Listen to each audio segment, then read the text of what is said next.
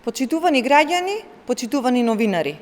Предлог буџетот за 2021 година, доставен од владата предводена од Социјалдемократскиот сојуз на Македонија и премиерот Зоран Заев, е во насока на постигнување напредок во исклучително тешки моменти за глобалната економија со фокус на здравствениот систем, на капиталните инвестиции, како и системска функционалност и поддршка на веќе започнатите реформи.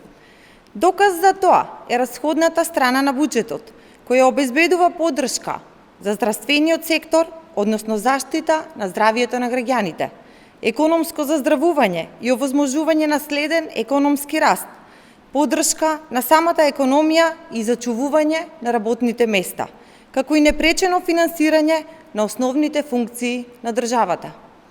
Со буџетот за 2021 година предвидуваме за 20% повеќе средства за капитални инвестиции, за да придонесеме за поголем економски раст. Инвестициите во јавното здравство, во човечкиот капитал продолжуваат.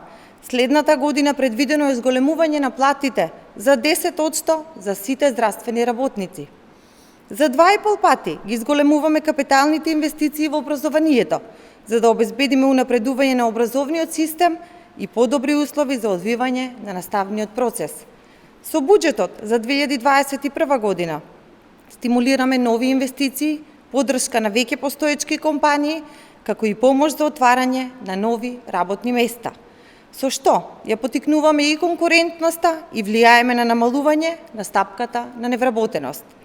Буџетот за 2021 година е во насока да одговори и на здравствените и на економските предизвици од корона кризата, но истовремено нуди можност за брз рестарт на македонската економија.